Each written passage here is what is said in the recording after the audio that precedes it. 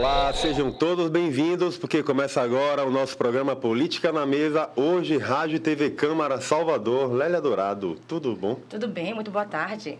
Quem quiser falar com a gente através de quais contatos, por Ligue favor. E participe pelo 3320-0414. Você pode bater um papo aqui também com o deputado federal João Roma, que estará aqui com a gente, ou enviar sua mensagem para o nosso WhatsApp, o 993505665. Raul Monteiro, boa tarde, bem-vindo, tudo bom? Boa tarde, Oswaldo, boa tarde, Lélia. Um prazer estar aqui com vocês dois, com toda a equipe e com o nosso ilustre convidado. O nosso deputado João Roma, bem-vindo, boa tarde, deputado, tudo bem?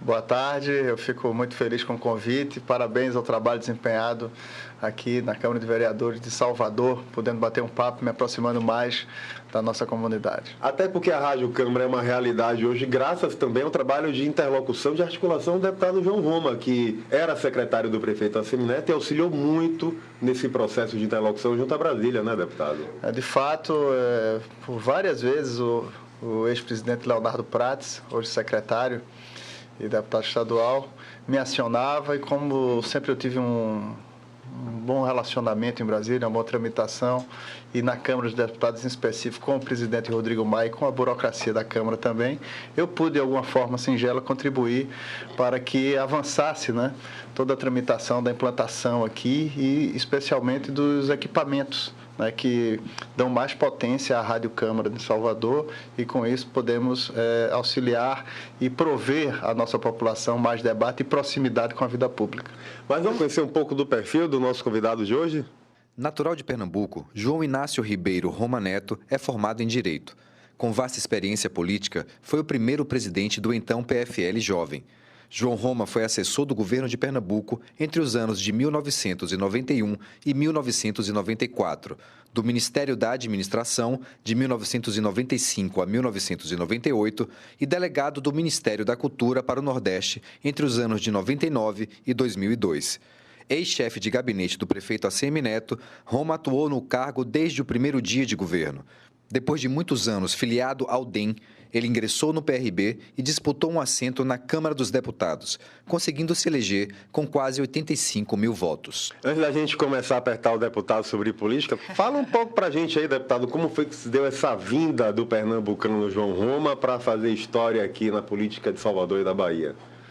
Ele já fez a correção aqui, que não são 14 anos, são 16 anos. Eu cheguei a Salvador, para vir morar aqui em Salvador, no dia 18 de novembro de 2002, no dia seguinte ao meu aniversário de 30 anos, que era um domingo, por isso essa referência para mim. E aqui eu vim assumir um cargo, que foi o chefe do escritório da Agência Nacional do Petróleo. Não é? Mas nessa época eu já tinha muita convivência, né? Não só com o senador Antônio Carlos Magalhães, eu tinha muito afeto e convivência com ele em Brasília, mas também com o então jovem, né, recém-eleito deputado federal pela Bahia, né, ACM Neto, que tinha sido eleito naquela época com mais de 400 mil votos, e eu já era o presidente nacional da juventude do PFL na época, hoje Democratas. Portanto, eu já tinha amizade com a ACM Neto, com vários outros, como Cláudio Taboada, Leonardo Prates, que depois veio a ser vereador, presidente da Câmara Municipal de Vereador, hoje deputado estadual e secretário do prefeito ACM Neto. Então já tinha uma boa ambiência política, mas o fato que motivou a minha vinda para Salvador foi esse convite que eu recebi para chefiar o escritório da Agência Nacional do Petróleo, o qual tomei posse, né, em 18 de novembro de 2002. Já chegando em Salvador, né, já em janeiro de 2003, eu participei de uma festa de aniversário do prefeito ACM Neto. Né, e acredito que foi no dia 25 de janeiro daquele ano de 2003. E já nessa noite eu conheci Roberta, que com ela passei a namorar, e a minha esposa, com quem nós temos um casal, Joãozinho, de 6 anos, e Clarice, com 3 anos. E a brincadeira que os amigos fazem, poxa, João, você chegou em Salvador, nem um carnaval solteiro você passou. Mas essa é a história da minha chegada aqui a Salvador. Eu, desde muito novo, sempre fui muito sintonizado e ligado à política. Né? Eu convivia muito, especialmente com meus avós. O meu avô é o ex-deputado federal João Roma, também, né? Eu sou João Roma Neto. E o meu avô tinha casa frequentada por muitas figuras da política, né? Como o Barbosa Lima Sobrinho, né? Como o Paulo Brossard, que foi ministro da Justiça, inclusive do governo Sarney, que era ligado a Tancredo Neves, e vários personagens, inclusive também de Pernambuco, como o ex-ministro Marcos Freire e o ex-governador Miguel Arraes. Todos tinham diálogo com meu avô, que chegou a ser secretário-geral nacional da Arena e renunciou a esse cargo do partido no advento do AI-5.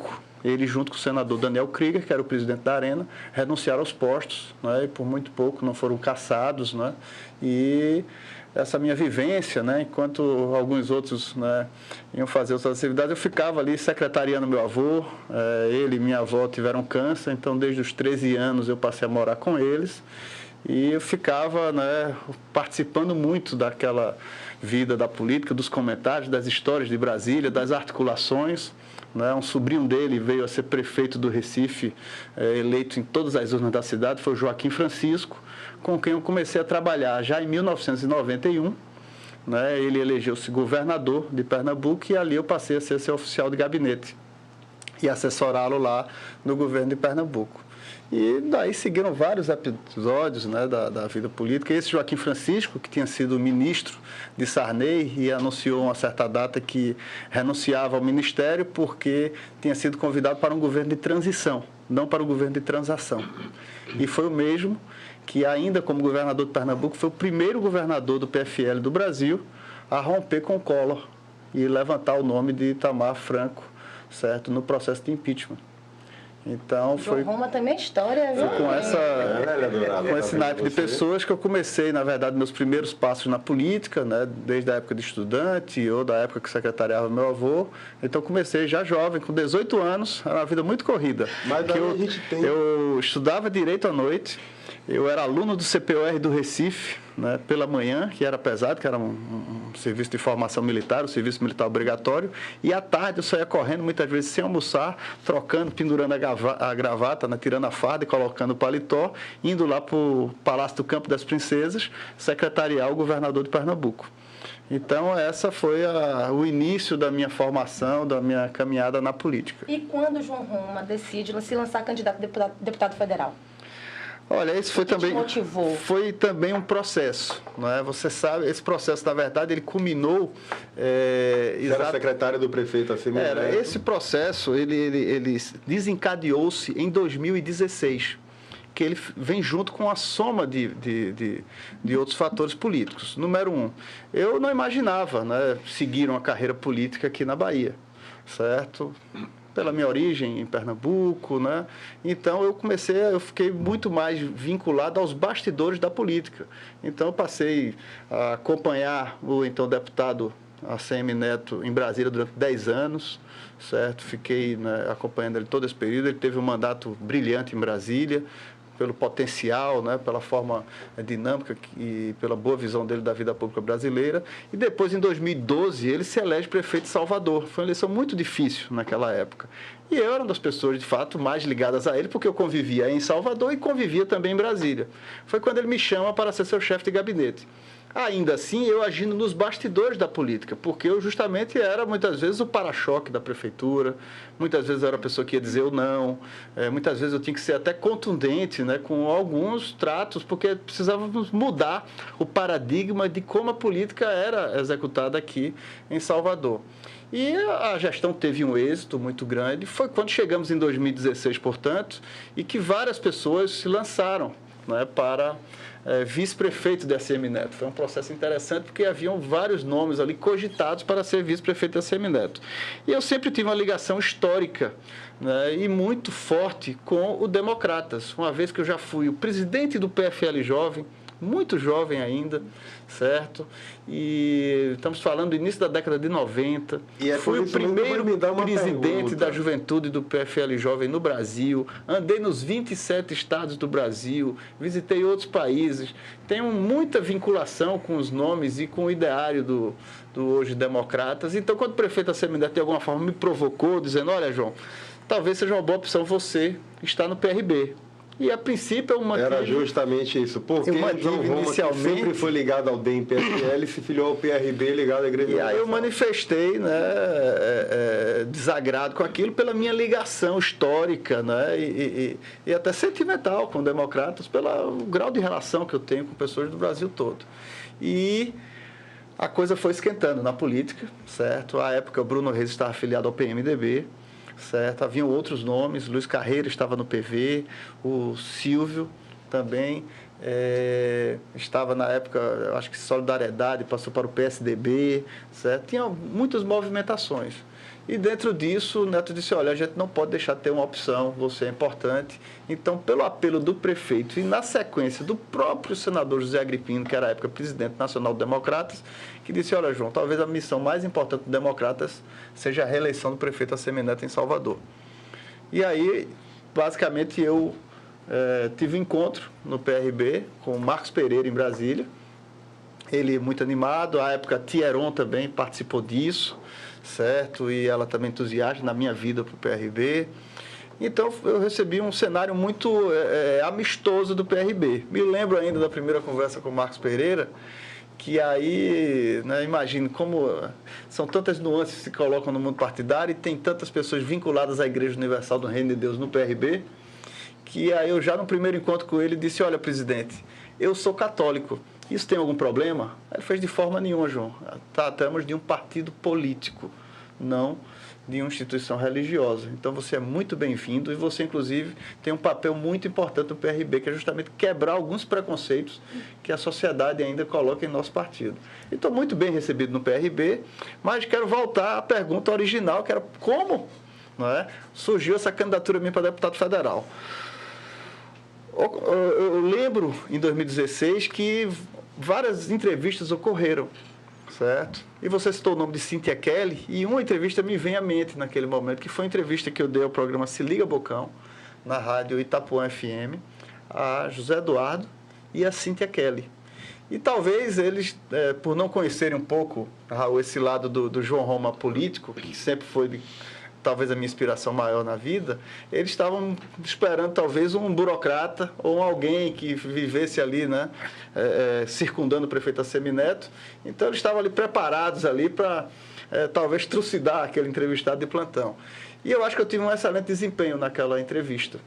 E daquela entrevista em diante, começou realmente o meu nome ser mais ventilado e começou a despertar nas pessoas a curiosidade daquele João Roma político. E eu comecei... Curiosidade, inveja, hein, Romo? E aí eu comecei a ter um protagonismo maior naquela sucessão e recordo, né, que por um enfrentamento até entre o PRB e o PMDB, a decisão do vice do prefeito Assemineto só se deu nos 45 do segundo tempo, na residência do prefeito Assemineto, quando inclusive eu, graças a Deus por não ter sido picado pela mosquinha azul, consegui inclusive provar para o próprio PRB que o momento do partido não era exatamente aquele e que a melhor opção para o momento era Bruno Reis como vice-prefeito do prefeito Assemineto. Conseguimos chegar ao entendimento, certo? E já naquele episódio começou a se falar muito de meu nome como um personagem na política. Passada a eleição de prefeito, certo? O próprio prefeito Assemineto chegou a comentar que certamente João Roma seria um grande deputado federal, até pelo conhecimento que eu tinha, né, dos corredores de Brasília e pela política nacional. Quando passou a eleição, com o prefeito eleito com quase 74% dos votos de deputado para prefeito de Salvador, certo? Em todas as zonas da cidade, né, contrastando inclusive com aquele resultado de 2002, que a cidade ficava dividida, né? Aí eu procurei Neto num outro almoço que tínhamos aqui com frequência na Prefeitura de Salvador, no dia a dia das coisas, e disse, prefeito, é para valer aquela história de deputado federal? Porque as coisas começam a se movimentar, então se de fato for para eu ser candidato a deputado federal, eu preciso também me movimentar, eu não posso ficar só na burocracia. Ele fez, sem dúvida. O que é que você está esperando, João? Todo mundo já... Não, eu tinha um certo receio, porque como eu não sou baiano, fez, esqueça, você é mais baiano que muito baiano de nascença. E vai ser um orgulho para a Bahia ter você como deputado federal. E aí, desse momento em diante, eu comecei, de fato, a visitar. Eu já tinha uma ambiência grande com o interior da Bahia, porque, como muitos sabem, eu sou muito ligado à vida rural. Eu crio cavalo, cachorro e vivo muito na roça. Então isso, né, essa relação minha com o setor produtivo no interior e tudo mais, isso foi me abrindo espaços, inclusive novos caminhos políticos que até então não eram, né, vislumbrado por mim. E aí surgiu a candidatura do João Roma, ou então que virou chefe de deputado gabinete federal, para deputado federal. Não, eu ia só, na verdade, cobrar um pouco do João Roma exatamente um esclarecimento com relação a esse ingresso dele no PRB. Porque, pelo que me constava, essa sua entrada no PRB obedeceu a um processo de arrumação que o prefeito fez na base, exatamente com vistas à sua sucessão, porque ele queria ter à sua disposição alguns nomes de partidos da base, não exclusivamente do DEM, com os quais ele pudesse contar para a candidatura de vice. Então, o senhor, na verdade... Correto, seu raciocínio. O nome do senhor terminou... Foi justamente nesse processo, por isso que eu retomei o período de 2016 para resgatar a história dessa minha nova agremiação partidária. E foi justamente esse seu raciocínio. Não é isso? Então, na verdade, o senhor foi uma opção para vice do prefeito. Uma vez que, como se diz no jargão da política, não existe sanduíche de pão com pão. Então não adiantava ser o prefeito do Democratas como vice também do Democratas. Perfeito. Mas aí, eu retomo... 2020 também pode ser pensada de novo. Eu retomo essa história. Lélia está adiantada hoje, na verdade. Tá. Mas eu retomo um pouco essa história, inclusive, deputado, para perguntar ao senhor se daquele processo ficou algum tipo... Eu me lembro que foi uma disputa grande, acirrada, eram pré-candidatos a vice. O senhor, o Bruno Reis, que acabou sendo escolhido. Luiz Carreira, o Silvio Pinheiro, enfim. Guilherme Bellintani. Era um grupo grande, inclusive, de secretários. Eu pergunto ao senhor, como é que isso foi, na verdade, como é que se harmonizaram depois as relações depois desse episódio? Porque houve disputa grande, naturalmente deve ter ficado aí algumas arestas, né?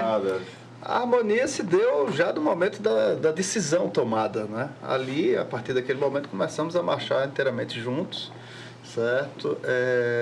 Destaque-se que, em paralelo a todos esses acontecidos e essa acirradíssima disputa, ao mesmo tempo, eu e Bruno Reis, a gente nunca teve 1 centímetro da nossa amizade pessoal abalada.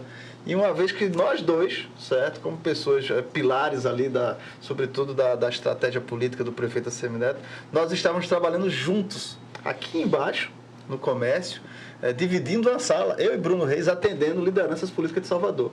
Então, mesmo durante esse acirramento, certo, toda a civilidade e amizade continuou existindo e partiu justamente de nós o exemplo até para, obviamente, as lideranças políticas começam a ir tomando partido, vai começando a esquentar a temperatura nas ruas. Falar em esquentar a temperatura, deputado, a temperatura parece que está esquentando para o senhor depois que se tornou deputado também, né? Tem algum tipo de desgaste, de mal entendido dentro do próprio palácio, porque o senhor teve muito tempo sendo o braço direito do prefeito Assemineto. Uma vez eleito deputado, a relação se manteve a mesma, está tudo tranquilo? Como é que está essa situação aí na relação com o prefeito?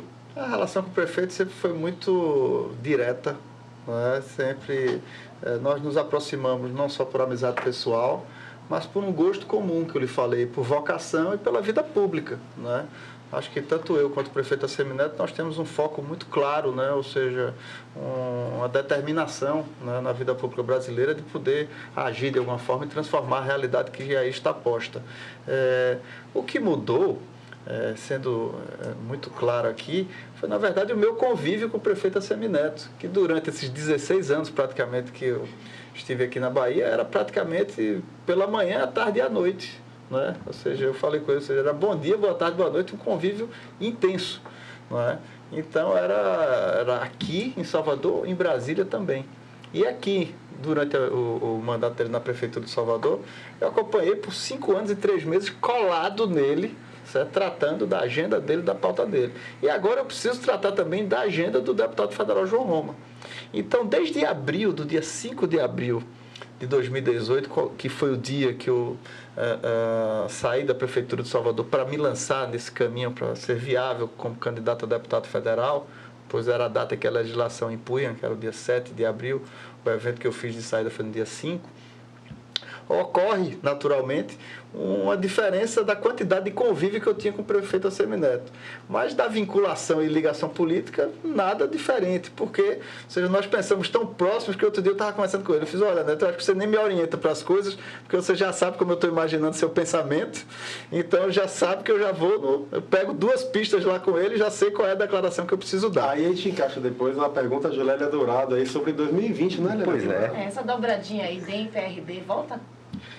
Olha, o senhor se coloca como dos nomes do... O PRB está vinculado ao projeto do prefeito Assemineto, né?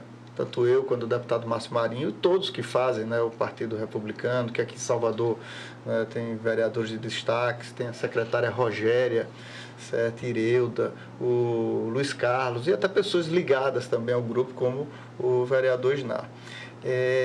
Então, o PRB, né, está muito vinculado, certo, ao projeto político do prefeito Assemineto. E assim está desde 2004, especificamente. Já em 2003, quando o Assemineto assumiu a Prefeitura de Salvador, já houve um alinhamento com o PRB. E só ampliou, né, essa relação, inclusive com o meu ingresso no partido, onde amplia-se ainda mais essa proximidade. Para o próximo pleito eleitoral, que é a Prefeitura de Salvador, a sucessão do prefeito Assemineto, é natural que o PRB tenha expectativa, tenha projeto e queira, obviamente, não se pode renunciar a espaço de poder. Agora, nós vamos buscar, sim, ser construtivos, certo? Vamos trabalhar para ampliar o arco de aliança e buscar o que é melhor para Salvador, porque o principal legado do prefeito Assemineto não é apenas transferir a Prefeitura de Salvador, mas, sobretudo, os ganhos que a população de Salvador teve nesse último período, né, nesses 2 mandatos que ele esteve à frente da cidade. Então, o resgate da autoestima da cidade de Salvador e a transformação da qualidade dos serviços das nossas cidades é um legado que tem que, sim, ser cada vez mais aperfeiçoado e cuidado. Então, para isso, para melhorias, especialmente daqueles que mais precisam, e do cidadão soteropolitano que hoje vê uma prefeitura muito mais inteirada com o seu dia a dia, é sob essa bandeira que o PRB estará junto desse processo. Mas a gente tem falado muito aqui no programa que a regra do jogo mudou e que na eleição de 2020 vai ser o grande experimento. As coligações proporcionais que uniam os partidos através da eleição para vereador não vai existir mais.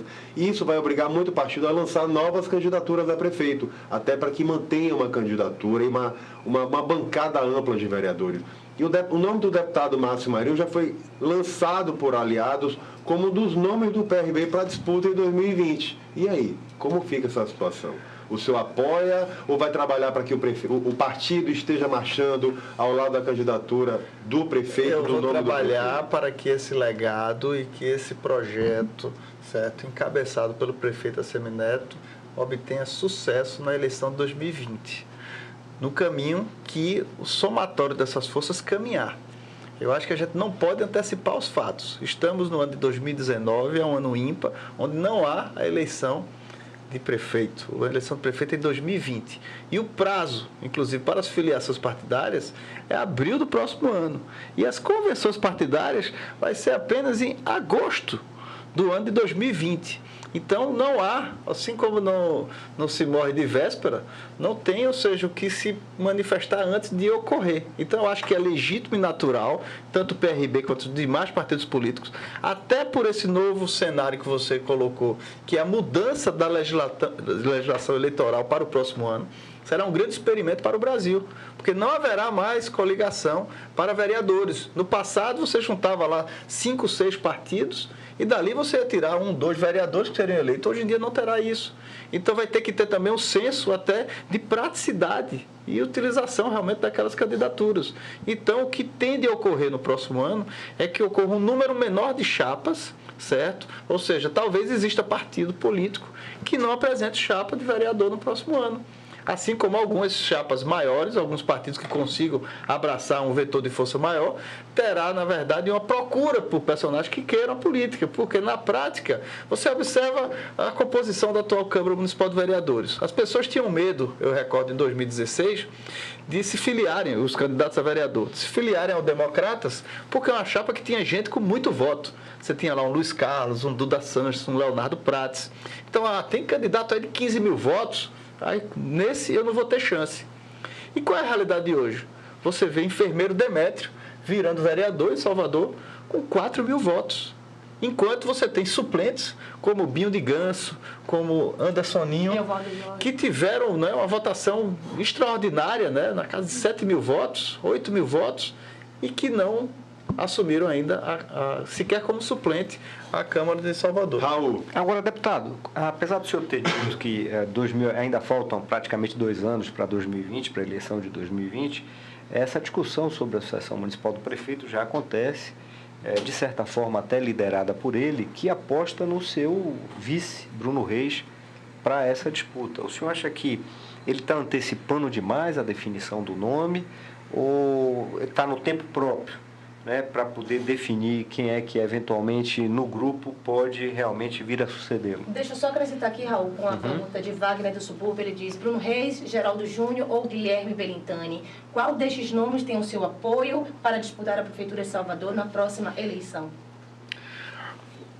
Talvez qualquer um dos três, qualquer alguém além desses três, qualquer um que consiga agregar o maior vetor de força que esteja, certo, sintonizado com o projeto do prefeito Assemineto para continuar trazendo os benefícios da administração de Salvador para a população mais carente.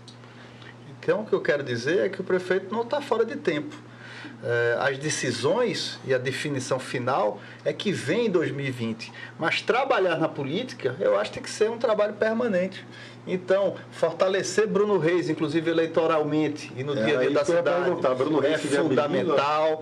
Assim como Márcio Marinho tem se movimentado, assim como Geraldo Júnior tem atuado na frente da Câmara Municipal de Salvador e com tantos personagens. Eu mesmo, acabada a eleição, no dia 7 de outubro daquele ano, já na semana eu já estava trabalhando. Quando a eleição acabou, para mim não. Para mim agora está começando efetivamente, certo, a minha caminhada política legitimada pela população. Então já estava no dia 9, certo, dando entrevista no interior, no dia 9 participando de reunião em Brasília no PRB Nacional e voltando às comunidades para agradecer o voto, para mostrar que nós podemos sim fazer uma política votos, né, de forma diferenciada, honrando aquelas pessoas e que elas observem o político, certo? Não como uma pessoa que foi lá e levou seu voto numa conversinha mole, mas aquela pessoa que possa abrir a boca em Brasília e falar por si e representar essas pessoas. Porque o que ocorreu no Brasil, nesse último período da nossa política, foi justamente a quebra, certo, da essência da nossa democracia representativa, que a população se enxergar em um representante que está lá em Brasília. Então, que nos cabe, especialmente aos líderes políticos, transmitir para a sociedade que essa legitimidade é viável sim, e que não precisa apenas ter decepção de 4 em 4 anos com qualquer eleição. Então, esse foi o que me motivou a estar na rua novamente. Portanto, Raul, eu acho que o trabalho de estar cada vez mais próximo da população, de estar fortalecendo possíveis sucessores, eu acho que é mais do que apropriado e acho que a Assemineto tem que fazer isso sempre. Agora, a decisão política tem que colocar no ano que vem. É natural. O nome do senhor pode ser lembrado e colocado como legitimado, filiado, mas sintonizado com o projeto político que hoje conseguiu dar esse legado para os habitantes da cidade de Salvador. A transformação de vida, certo? Uma administração que chegou na ponta, certo? Que fez da rua o seu melhor gabinete, que conseguiu, na verdade, traduzir para a população que as coisas não são resolvidas com papelada, mas sim com providências e com as pessoas na ponta lá do dia a dia dessa população. Foi isso com a prefeitura bairro a bairro, que eu tanto me orgulho de ter sido uma das pessoas que mais ajudou a implantar isso e transformar a realidade da vida das pessoas em Salvador. Mas no próximo bloco, o deputado federal João Roma vai falar o papel dele na articulação do governo Bolsonaro e como ele vai se movimentar agora em Brasília. Fique aí que a gente volta já.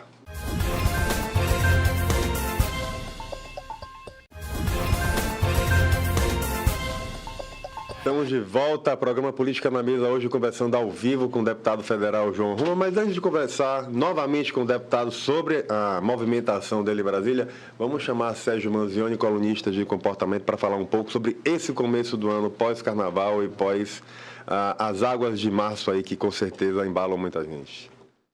O fim do carnaval nos traz de volta a nossa realidade nua e crua e também traz um momento para algumas reflexões.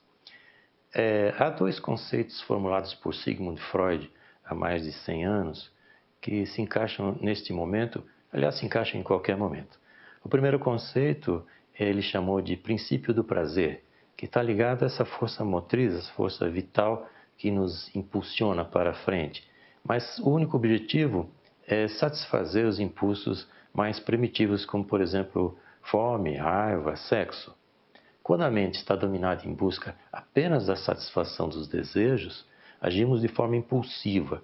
E essa forma impulsiva de agir quebra regras, não obedece a nenhuma lógica. É o impulso de comprar, por exemplo. O segundo conceito trazido por Freud é o princípio da realidade, que ele é guiado pelo raciocínio e tem a participação do ego, naturalmente, e, portanto, ele é construído culturalmente. O princípio da realidade, ele racionaliza os impulsos e limita, a partir de regras culturais, quais desses impulsos podem ser satisfeitos, quando e onde são aceitáveis. Ou seja, não se pode fazer tudo em todo lugar. Para que a gente consiga dias melhores, é preciso utilizar essa energia instintiva na construção de coisas sólidas que poderão nos trazer recursos para viver ou sobreviver. Para isso é preciso planejamento e, de fato, executar aquilo que é planejado dentro de metas e objetivos possíveis e execuíveis. É bom lembrar que só erra quem faz. E como nós estamos acostumados a acreditar que o ano só começa depois do Carnaval, eu lhe desejo um feliz ano novo. Estamos de volta. Agora sim, deputado João Roma, diga pra gente aí como é que está a sua movimentação em Brasília, deputado federal. Você sempre se movimentou muito próximo a atores importantes do Democratas hoje, e o governo Bolsonaro tem nomes importantes do partido, e o senhor chega em Brasília com qual função, com qual missão, e como o João Roma vai se movimentar lá na capital federal?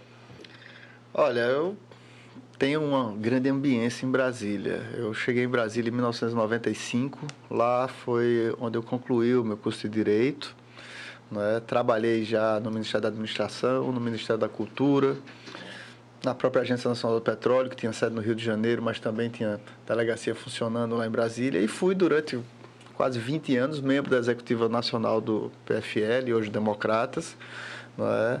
Portanto, eu tenho uma grande rede de amizades, né? Um trânsito muito bom em Brasília.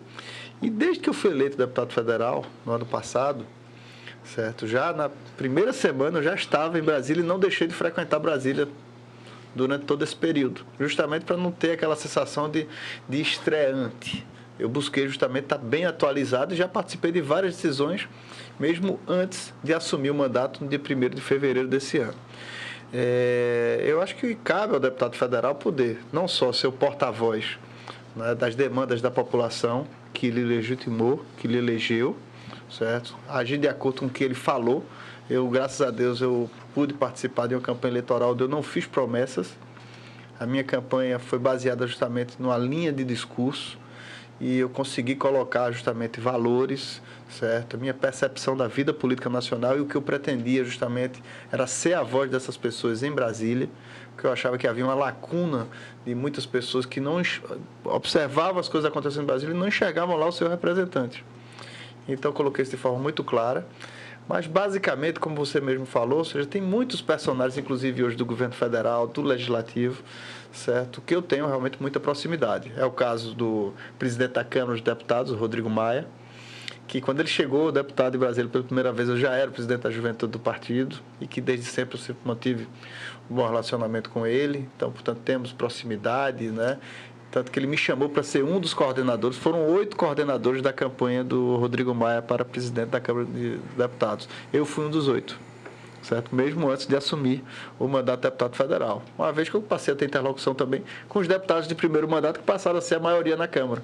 Quase, né, mais de metade da Câmara de Deputados atual é formada por deputados de primeiro mandato.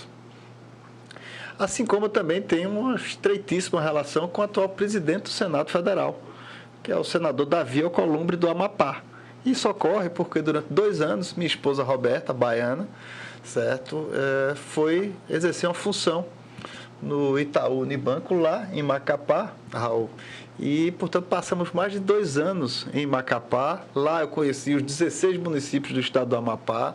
Lá fizemos muitas amizades, muito relacionamento com o Isaac Alcolumbre, que é o o primo do Davi, que na época era deputado estadual, e eu já tinha essa relação com o Amapá por causa da juventude do partido, onde eu tinha já feito com o Davi treinamento para jovens candidatos, né, atividades partidárias lá no Amapá.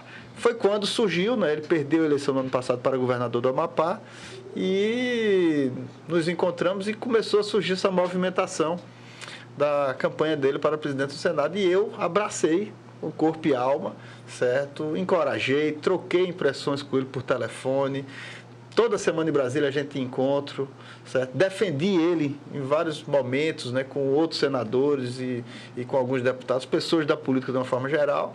E, para a nossa, né, grande alegria, ele foi eleito presidente do Senado Federal, que é um espaço importantíssimo de poder, até porque muitas decisões cabem à presidência do Senado, coisas importantes para a Bahia, especialmente. Então, eu tenho, graças a essa abertura e interlocução com o Rodrigo, com o Davi Alcolumbre, conseguido muita agenda e consegui abrir espaço para muitos assuntos que dizem respeito à Bahia, conseguindo pautar projetos, inclusive. Na semana passada, o Soldado Prisco, deputado estadual, me procurou para levar 2 pautas de interesse da Polícia Militar, certo? De todos os militares do Brasil. E eu, no mesmo dia, consegui a agenda com o presidente Davi Alcolumbre, que já se comprometeu em pautar as matérias, o que será muito positivo para toda a Polícia Militar no estado da Bahia, mas também para todo o Brasil. Então, são movimentações como essa que facilitam, naturalmente, a um deputado de primeiro mandato como eu, poder, de fato, estar transitando e poder corresponder à expectativa dos eleitores que elegeram um deputado não para ser debutante ou para estar ali fazendo curso de deputado. Elegeu alguém para estar ali sendo seu representante e falando por ele no Congresso Nacional. Então, é com isso que me motiva justamente a poder cada vez mais estar agindo dessa forma. No primeiro dia do trabalho legislativo, foi dia 4 de fevereiro, eu apresentei diversos projetos e um deles, talvez, amanhã, já passe a alterar texto legislativo no Brasil, que foi uma alteração em relação ao Conselho da Criança e do Adolescente. Então, o deputado de primeiro mandato já conseguiu essas movimentações todas. Eu estou muito satisfeito, muito animado. Pode ter deputado mais competente, mais atuante, mas mais animado do que João Roma em Brasília não tem. A gente também tem mensagem aqui dos ouvintes e telespectadores. Jane Maria da Silva Brito, ela diz parabéns, voltar para agradecer os votos que recebeu. Hércules Aguiar, ele pergunta, deputado, fale como você vê a aliança entre Brasil e Estados Unidos para a política nacional e internacional e para o crescimento do nosso país. Fale também das suas proposições frente à Câmara dos Deputados e sua visão sobre o início do governo Bolsonaro. Sim. Vamos lá. Olha, eu acho estratégico e crucial o Brasil ter relações com os Estados Unidos, que é a maior economia do planeta. Assim como também eu acho que é importantíssimo para o Brasil estratégico ter relação com a China, com a Índia, certo? Com outros países, inclusive países que estão aflorando hoje na sua economia, ter relação com o mundo árabe, que é um dos principais consumidores de produtos primários que o Brasil tem fornecido, ter relações com a América Latina, pois a Argentina é hoje talvez o 4º mercado consumidor brasileiro na parte de produtos primários industrializados.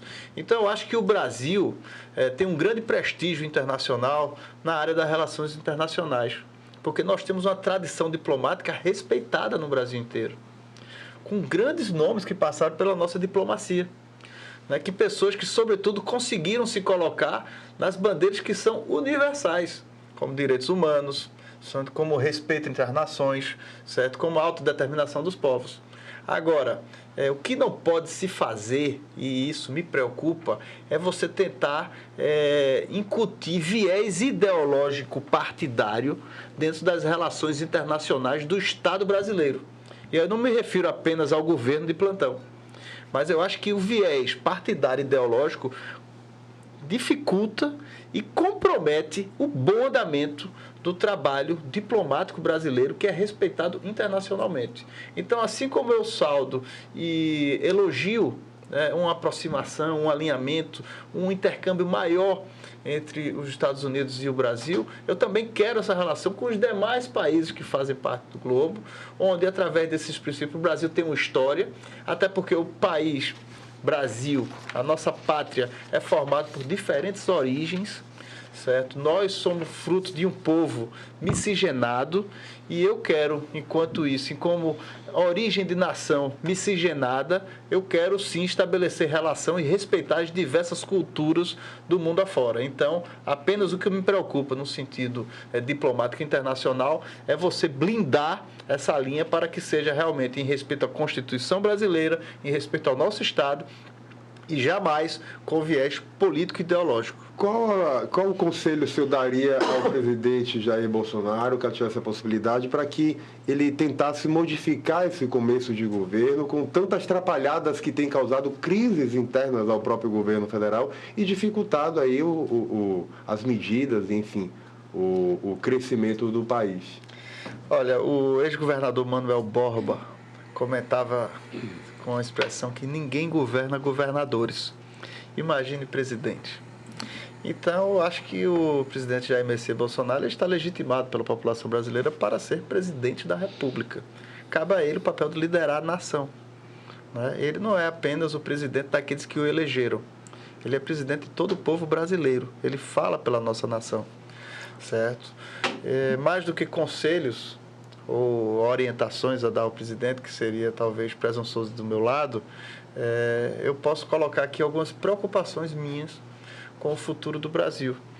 Então, eu acho que para você ter um devido andamento harmônico, né, dentro das coisas que são necessárias e urgentes para a população brasileira, como no caso a obtenção das reformas, certo? E tantos outros passos que são cruciais dentro do nosso Estado, como a mão pesada da burocracia em cima do cidadão, o distanciamento entre a vida real nas cidades e o que ocorre lá nos corredores de Brasília. Então, para que tudo isso tenha êxito, é crucial que haja não só uma harmonia e interdependência entre os poderes, mas uma boa relação.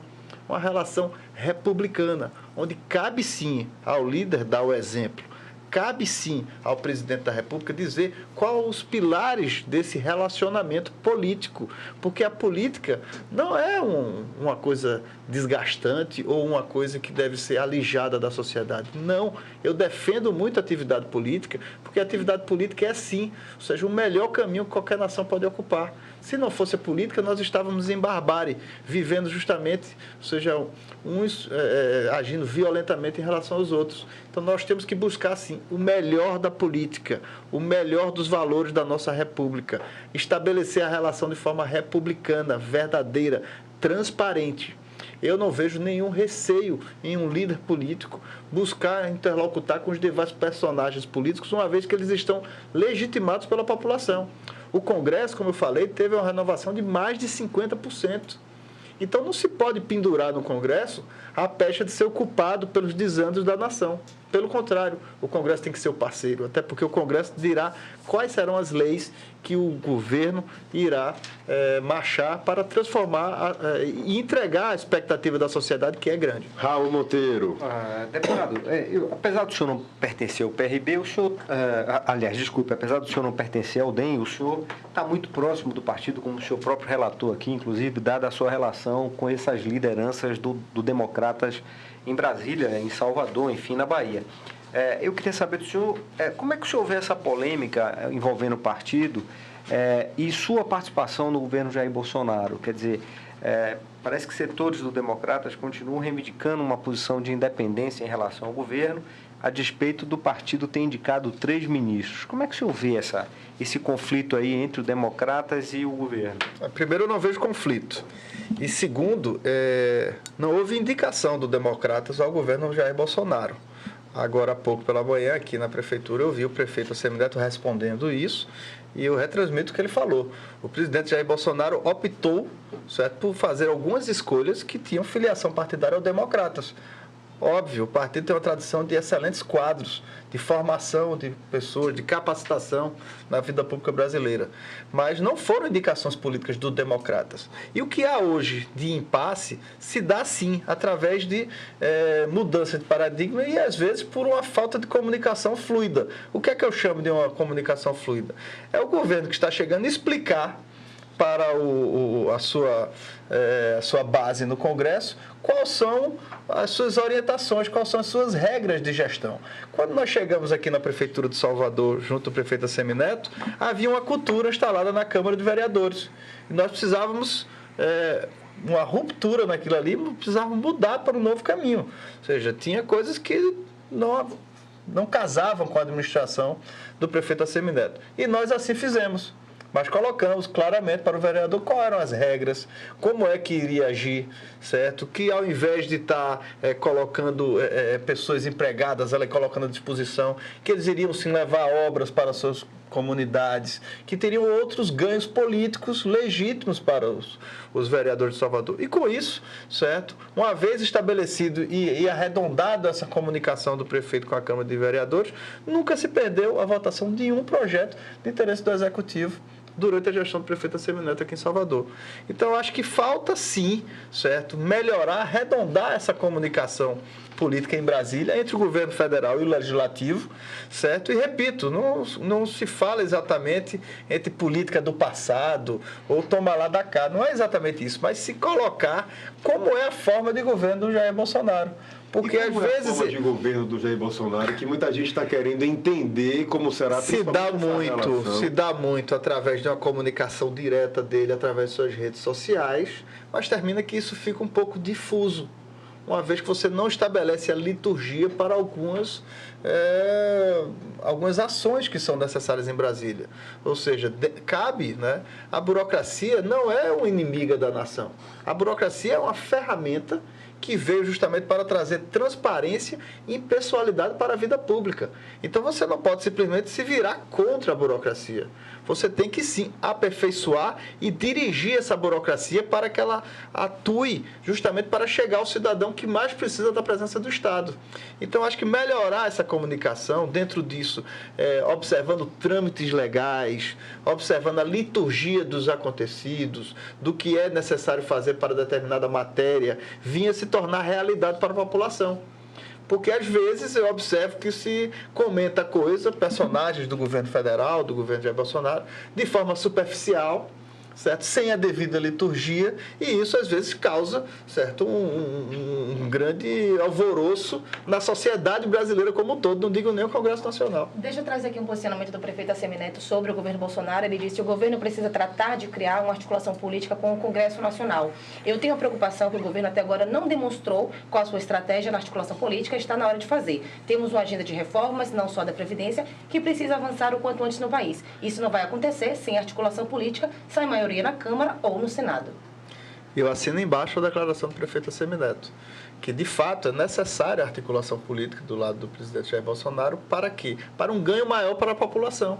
Porque se são necessárias as reformas, a maneira de se avançar nisso é justamente tendo uma boa relação e explicando, né? Não só colocando o teor da matéria, mas colocando as consequências da não aprovação de determinada matéria para a população brasileira. Porque, no fim, quem paga o pato, certo, é o cidadão mais humilde, é aquele que não está num cargo público, é aquele que não tem estabilidade no emprego, certo? É aquele que não tem uma aposentadoria privilegiada. Então, esse é que vai sim pagar o pato de um Estado que não poderá arcar com seus compromissos, suas responsabilidades e não vai chegar na ponta por consequência. E como o presidente Jair Bolsonaro vai conseguir vencer as barreiras que foram colocadas até agora e conseguir aprovar a reforma da Previdência, por exemplo, que é o primeiro grande projeto que ele apresenta para o Congresso Nacional? A receita está dada. A receita é ele agir como líder da nação, certo? Buscar arredondar essa relação, especialmente com o Congresso Nacional, e ser o principal porta-voz das reformas que estão por vir. Ele, que tem sido um grande comunicador, inclusive com algumas camadas da população, tem que sim, eu acho que já começou a fazer, eu acho que de alguma forma ele já começou a perceber a importância disso. Então ele começa sim a dar sinais que quer sim não ter uma política alijada do seu governo, mas ter justamente essas forças harmonizadas e começar a convencer para que ele não mostre uma repulsa à vida política brasileira, porque o errado não é a política, mas é o que se passou. Então ele tem que justamente buscar como líder colocar para a população brasileira a importância dessas reformas e conseguir arredondar, conseguir ter uma comunicação fluida com os personagens políticos que aí estão. A gente está com o horário super apertado, mas Raul Monteiro, vamos lá para a última pergunta. Eu queria deputado. exatamente, talvez aproveitar o tempo aí para fazer uma pergunta que talvez esclareça uma curiosidade minha, pessoal. Eu queria, o senhor mesmo relatou aqui no princípio de que, enfim, teve toda essa vivência na política pernambucana, né? Eu queria saber se há alguma diferença na forma de se fazer política em Pernambuco e na Bahia. O senhor nota algum tipo de diferença, alguma característica assim que te chama a atenção? Olha, eu noto muita similaridade entre o povo baiano e o povo pernambucano, certo? O que eu enxergo é que há uma maior leveza no tratar, na forma de conversa aqui na Bahia. Eu fui recebido, na verdade, de forma muito carinhosa e amável pelos baianos, certo? Eu, desde que cheguei aqui, em momento nenhum, nunca senti nenhuma desavença ou nenhum rancor em virtude da minha origem. Eu acho que o baiano tem mais disso, mais dessa leveza. Por outro lado, a política pernambucana, ela tem um traço de muita profundidade, de discussões muito mais acaloradas, certo? Muito mais arraigadas. Talvez pelos episódios históricos que se sucederam em diversas revoltas e rebeliões ali colocadas, desde a época da expulsão dos holandeses, passando pela Revolução Republicana, que veio aqui e culminou com a morte do meu ancestral Padre Roma, no dia 29 de março, dia do aniversário da cidade de Salvador, aqui no Campo da Pólvora, mas por tantas outras que se sucederam. Então você nota um pluralismo político muito mais aflorado lá em Pernambuco, que se deu especialmente agora no segundo pedaço do século XX, certo? Com, de fato, as diversas vertentes políticas que ali afloraram. Você teve um período, na década de 90, que diversos líderes políticos nacionais tinham origem na política pernambucana, como Roberto Freire, como o próprio Inocêncio Oliveira, certo? Como tantos personagens. Né? Ali você teve figuras, Miguel Arraes de Alencar, certo? Joaquim Francisco, Roberto Magalhães, Marco Maciel, Gustavo Krause, Raul Jugman, que foi ministro, e por aí vai. Então eu noto que houve, né, por essa vasta vertente de discussões desse arraigamento da política pernambucana, uma florescência de muitos líderes. Coisa que excelente. Aqui na Bahia, talvez, em um determinado momento, ficou um pouco entre o grupo do senador Otano Carlos e um grupo de oposição que não conseguiu reverberar bem suas propostas durante uma certa fatia, e termina que talvez mais na juventude não tivéssemos aflorado. Talvez a política baiana não conseguiu talvez aflorar alguns grandes personagens que tinham também, obviamente, talentos, né, para a vida pública. Então isso é um pouco do que eu noto. Mas em termos de natureza, bem familiar, né? Eu amo a Praia de Boa Viagem, assim como eu amo o Porto da Barra, e essa Baía de Todos os Santos. Eu acho que nada na natureza é tão bonito quanto. Eu me lembro do dia que eu participei aqui, que me emocionei quando cheguei naquela paisagem, né? E são povos, né, nordestinos, que gostam de música, gostam de carnaval, certo? E aí vai uma outra polêmica. Porque eu gosto de Acé, mas gosto do frevo também, certo? E aí, desde Alceu Valença e Moraes Moreira, preocupado com o horário estourado, deputado. A gente vai ter que voltar a falar sobre frevo, marchinha de carnaval e carnaval no próximo programa. 2 horas de duração. Mas a gente vai chamar agora sim Cíntia Kelly, direto da redação, para saber as notícias do dia. Cíntia.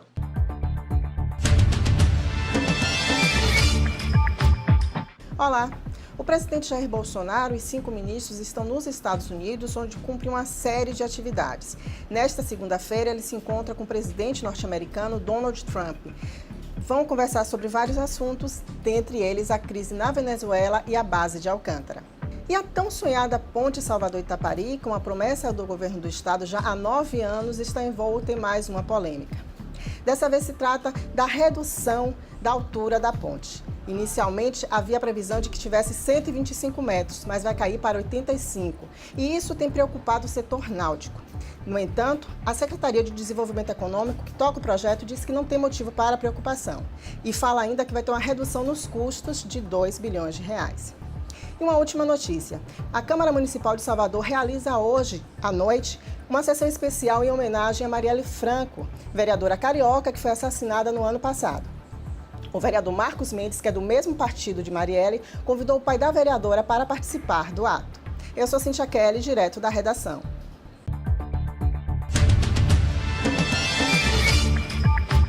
Obrigado, Cíntia. Agora sim, deputado, obrigado pela presença no nosso estúdio, obrigado pelo papo. Convidar para voltar, porque ficaram vários assuntos, hein, Raul Monteiro, hein, Lélia Dourado? Tem que o deputado é muita informação. Né?